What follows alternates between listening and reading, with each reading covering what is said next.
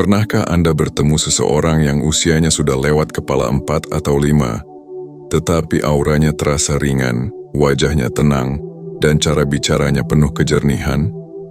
Orang seperti ini sering membuat kita bertanya-tanya, apa rahasianya? Bukan soal krim mahal, bukan pula soal gen semata. Ada sesuatu yang lebih dalam, lebih sunyi, dan jarang dibicarakan. Rahasia itu bukan tentang melawan usia, tetapi berdamai dengannya. Disinilah stoikisme mulai berbicara. Stoikisme mengajarkan bahwa penuaan bukan musuh.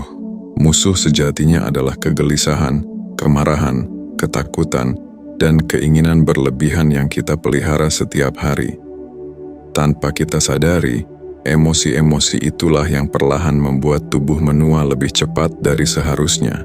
Wajah kita menegang karena beban pikiran, sorot mata redup karena harapan yang terlalu sering patah, dan postur tubuh membungkuk oleh kekhawatiran yang tak pernah selesai.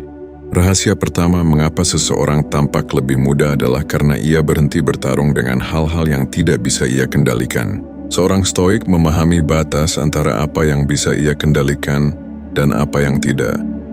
Ia tidak menghabiskan energi untuk memikirkan penilaian orang lain, perubahan zaman, atau masa lalu yang tak bisa diperbaiki.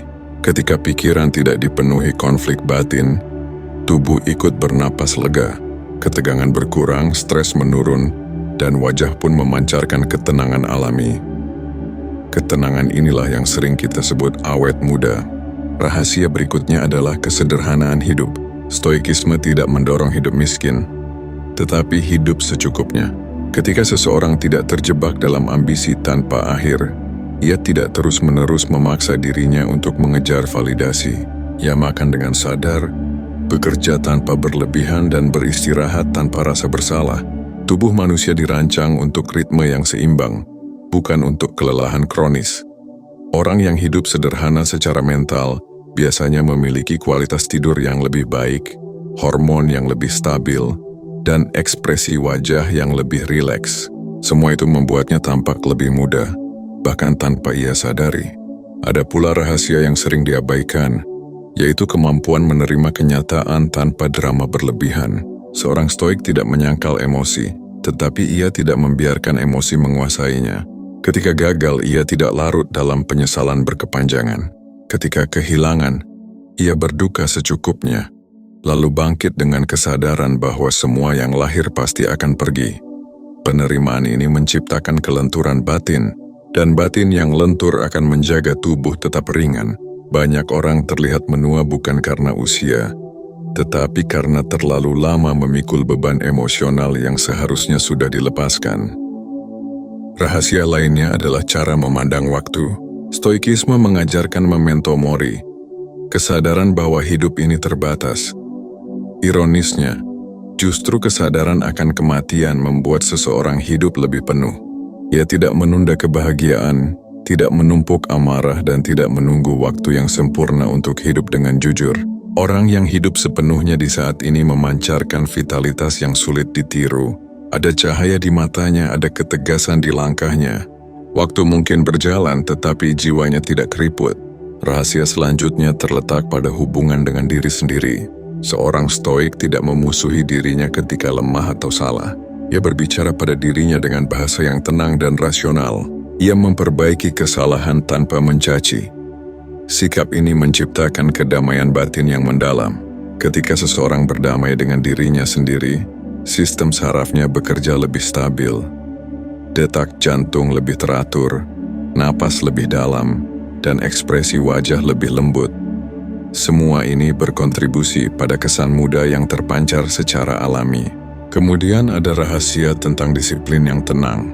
Stoikisme sangat menghargai disiplin, tetapi bukan disiplin yang keras dan menyiksa. Ini adalah disiplin yang lahir dari pemahaman, bukan paksaan.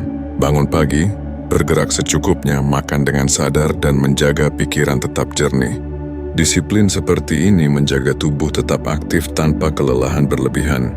Orang yang konsisten merawat dirinya dengan cara sederhana akan terlihat lebih segar dibanding mereka yang hidup ekstrim lalu kelelahan. Rahasia terakhir adalah kebijaksanaan dalam memandang kehidupan sebagai proses, bukan perlombaan. Stoik tidak tergesa-gesa menjadi muda selamanya, dan tidak panik menjadi tua. Ia memahami bahwa setiap fase hidup memiliki keindahannya sendiri. Ketika seseorang tidak takut menua, ironisnya ia justru tampak lebih muda. Tidak ada kepanikan di wajahnya, tidak ada kegelisahan di geraknya. Yang ada hanyalah ketenangan seseorang yang tahu bahwa hidup tidak perlu dilawan, cukup dijalani dengan sadar. Pada akhirnya awet muda bukanlah soal menghapus kerutan, tetapi mengurangi beban batin. Stoikisme tidak menjanjikan wajah tanpa garis usia, tetapi ia menawarkan jiwa yang ringan, pikiran yang jernih, dan sikap hidup yang seimbang. Dan dari sanalah, tanpa disadari, tubuh mengikuti.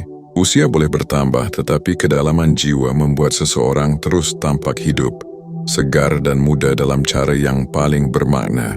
Jika ada satu pelajaran yang bisa kita bawa hari ini, itu adalah ini.